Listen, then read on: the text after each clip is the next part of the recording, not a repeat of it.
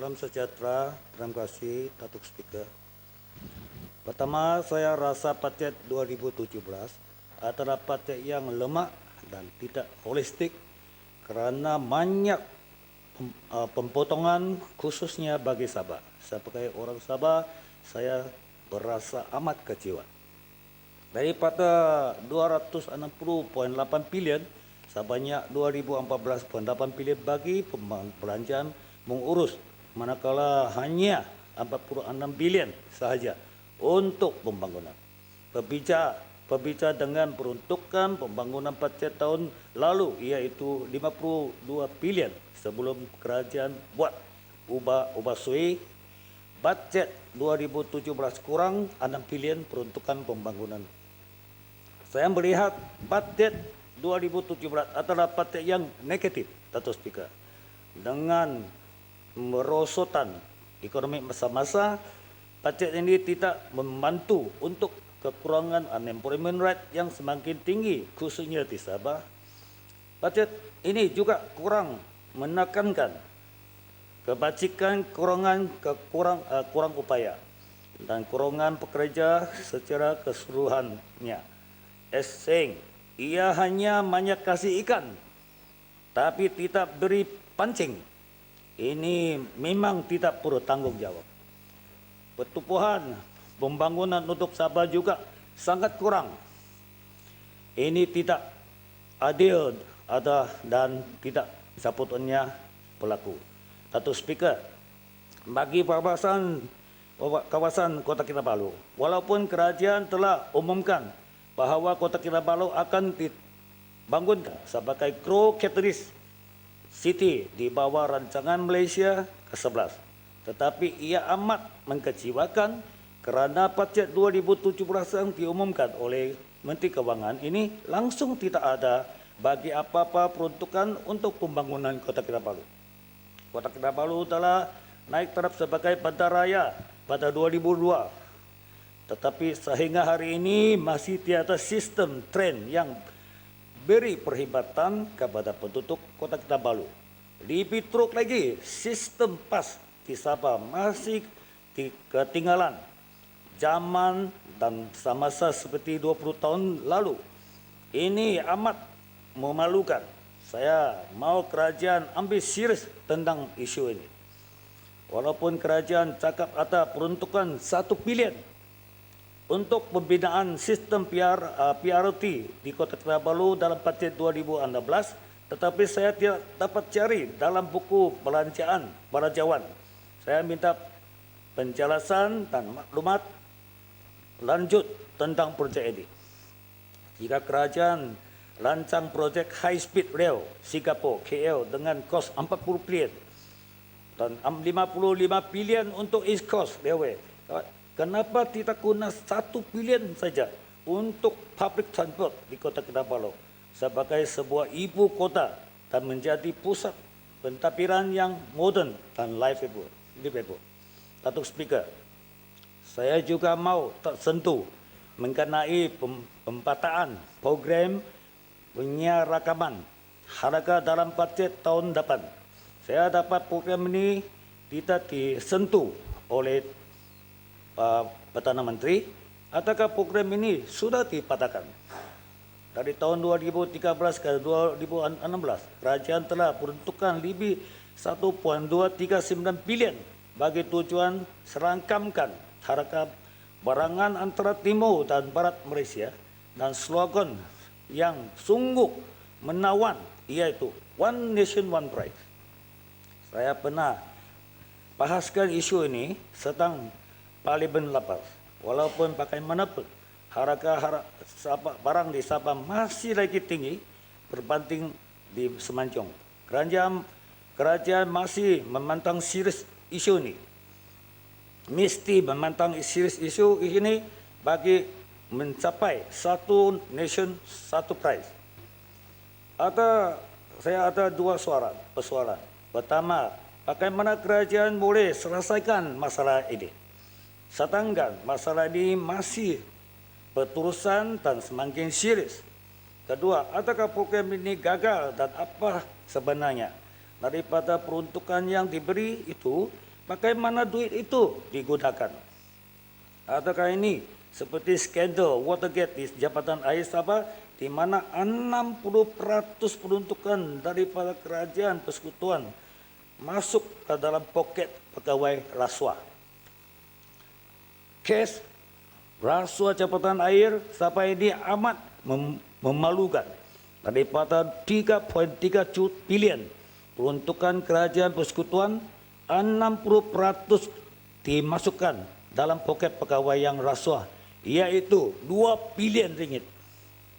Saya percaya yang ditangkap dan disiasat dalam skandal Watergate hanyalah anak buaya. Saya harap SPRM boleh tangkap papa buaya jaga. Dalam 2 bilion itu hanya ada 120 juta dikembalikan, dapat dicari. Tapi ada lagi hilang 1.8 juta, masih belum dapat lagi. Masih hilang. Jadi saya harap SPRM cari balik mana itu missing 1.8 billion, masih lagi dalam ini Watergate issue. Skandal Watergate ini langsung tidak boleh diterima. Kalau tidak rasuah, sistem PRT boleh disegerakan, dikeke, sekolah-sekolah di Sabah boleh di-upgrade dengan izin demi keselarasan anak-anak kita. Dan sudah tentu tiada masalah pangkalan air dan listrik di Pata atau kampung, di bandar dan di kampung. Rasuah perlu dihapuskan, kerana rasuahlah yang menyebabkan orang Sabah begitu miskin dan terundur. Datuk Speaker, baru-baru ini laporan media cakap pelabuhan Sepangga Kota Kinabalu telah mengenakan desa untuk memeriksa kontena dengan dibuka secara 1%. Ini menyebabkan masalah congestion di pelabuhan ini semakin serius. Banyak kapal besar terpaksa tunggu lama di luar perairan Sepangga dan tidak dapat unload barang-barang di pelabuhan Sepangga. Ia menyebabkan banyak kapal pergi ke tempat lain dan unload barangannya seperti di Brunei, Miri atau Kuching. Jika masalah ini tidak selesai, ia akan membawa impak besar kerana ia akan menyebabkan kekurangan barangan dalam pasaran Sabah. Saya harap masalah ini diberi perhatian dan prosedur dilaporkan lebih mudah supaya pelabuhan kita lebih berdaya saing dan efektif. Saya juga ingin tanya apakah status naik taraf Sepangga Port sebagai transshipment hub atau Far East Hub. Kenapa ini tidak dibangkit dalam ucapan bajet?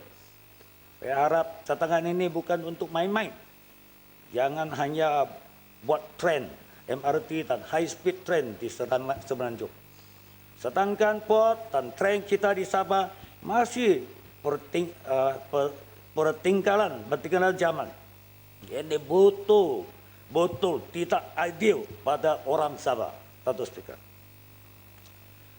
masalah putus penggalan elektrik juga selalu terjadi di Sabah, macam dulu lagi. Dulu kawasan East Coast Sabah yang selalu putus elektrik. Tapi sekarang Kota Kinabalu, Ruyang, Likas, Bito, Penampang dan banyak lagi tempat selalu blackout. Pada Disember 2015, SEAP melaporkan jualan atau sale sebanyak 1.927 bilion ringgit. SCP untung hanya 106 juta. Dan jika harga minyak dunia turun, SCP akan keuntungan lebih besar. Apa yang menyebabkan seperti yang saya katakan tadi, iaitu kualiti perkhidmatan SCP yang tidak memuaskan. Sikit-sikit blackout, Datuk Speaker. Perkhidmatan elektrik yang baik amat penting untuk menjana pembangunan Sabah yang lebih baik, Datuk Speaker. Masa ini berlalu di baiki dengan sekarang. Baru-baru ini dalam laporan media SCSP mendakwa mereka rugi 60 juta ringgit kerana kes curi elektrik oleh 178,000 rumah setinggan.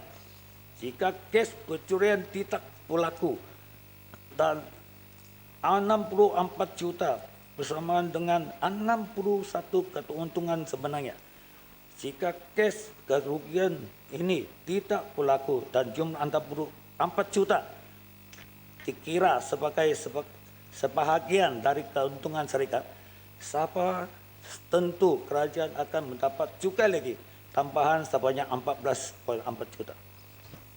Datuk Speaker, pihak SCSP juga telah keluarkan statistik yang menunjukkan terdapat 1,100 koloni setinggan di seluruh Sabah mendakwa pihaknya telah menjalankan lebih 100 operasi mempanteras kegiatan curi pangkalan elektrik sebanyaknya di Sandakan, Tawau, Laratu, Sempurna dan tidak kecuali Kota Kinabalu. Siapakah yang mau bertanggungjawab terhadap insiden ini atau kita hanya senang menyebabkan kroni setinggan yang rata-rata ditiami warga asing tanpa izin? Sudahlah, elektrik selalu putus-putus karena curi lagi. Saya nak bertanya di Dewan Yang Mulia ini, adakah wujud sebarang isu rasuah melipatkan sambungan elektrik haram? Saya mau bertanggung jawab. Bayangkan jika 64 juta ringgit ini tidak rugi. Wang ini itu boleh digunakan untuk tindakan tingkatkan kualiti elektrik di Sabah. Ini sangat ironik. Rakyat di Pendamaran Sabah tidak ada tiang elektrik pun, tetapi parti senang-senang guna elektrik. Ini sangat kecewakan orang Sabah. Apakah rancangan kerajaan untuk selesaikan masalah kecuarian ini termasuk isu PTI dan kawasan setinggan? Adakah elemen rasuah juga berlaku? Justru saya sekali lagi memohon pihak SPRM menyiasat perkara ini demi kebaikan rakyat Sabah. Datuk Speaker, baru-baru ini Mahkamah Persekutuan Switzerland arahkan UPS Bank mentitahkan rekod mengenai hubungan bisnesnya dengan Ketua Menteri Sabah. Ia berkaitan siasatan pihak berkuasa negara itu tentang kes berubahan wang haram sebanyak US 90 juta atau ringgit 360 juta dan kaitan dengan konsesi kayu balak lagi. Sebelum ini, mengikut siasatan kes, keterangan SPRM dan maklumat AC di Hong Kong, pelaku permintaan 40 juta, tetapi ia tidak disiasat sebagai rasuah kerana dikatakan tema politik kepada UMNO Sabah dan melibatkan taikun bernama Michael Chia. Masih ingat lagi, Datuk Speaker? Datuk Speaker, kehadiran mesti kerana rasuah Sabah, rakyat Sabah miskin, pendapatan mereka sedikit, ekonomi Sabah kurang perkembangan. Saya fikir juga kerajaan perlukan duit rasuah ini perlu dirampas dan bangunkan Sabah. Ini bukan jumlah yang sedikit. Datuk Speaker, saya mohon Bank Negara dan SPRM segera jalankan siasatan buka semula kes. SPRM juga perlu ada kuasa pentakwaan supaya lebih berkesan selesaikan kes-kes rasuah dengan lebih holistik. Karena apa? Dikarenakan yang banyak buaya darat 2 kaki, bukan 4 kaki. Jadi ini dalam Malaysia yang Kota paling Kinabalu. banyak buaya lah di sini. Kota Kinabalu. Boleh minta laluan? Sekejap saja. Okey. Terima kasih, Datuk Speaker. Berkaitan dengan kes Kayu Balak Sabah dan nama yang disebut adalah Michael Chia. Saya ingat pada tahun 2012 kes ini telah dibongkar dan kerajaan melalui pejabat Guaman, Attorney General, mengesahkan bahawa 40 juta daripada duit ini adalah wang derma kepada UMNO Sabah. Bukankah masa sudah datang lagi untuk membuat satu siasatan, terlebih lagi dengan keadaan yang kita telah dapati ataupun fakta yang kita dapati di Jabatan Watergate Scandal Sabah, jika duit ini betul-betul derma ataupun it stem from a contract mungkin dalam Yayasan Sabah ataupun berkaitan. Terima kasih, Kota Kinabalu.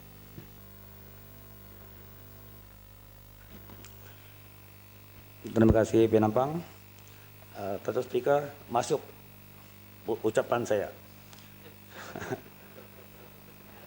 Kerana ini saya tahulah ini SPRM, dia takut buaya besar. Kerana buaya besar yang di Semenanjung yang paling besar, orang yang tangkap dia kena makan atau kena kena gigit keras-keras atau kena buang pergi laut. Jadi Datuk Speaker, memang sedih seperti yang disebut oleh Kerang Patah. Negara kita dikuasai oleh hypocrisy, iaitu sebuah negara yang bukan kuasa oleh orang yang honest, yang jujur, tapi orang yang orang yang ini apa yang dikatakan oleh Kerang Patah PPP. Ini ialah dikuasa oleh pencuri besar, perampok besar dan penyamun. Wah, apa ini penyamun ah? Ya, Kota Kinabalu cukuplah yang 3P itu cukup. Okey. Tapi saya pun mau sebut Sabah lari Sabah juga lah kan. Ini ada keadilan juga lah. Pagi sudah habisin. Okey, cukup sudah Datuk Speaker. Jadi Datuk Speaker, saya ini budget 2017, saya betul-betul langsung tidak puas hati untuk Sabah kerana apa yang beli kepada Sabah itu kacang putih. Jadi dengan hati yang betul-betul lah sakit. Betul-betul sakit. Saya tidak sokong budget ini 2017. Sekian, terima kasih. Saya tolak ini budget. Ya, Pasir Gudang.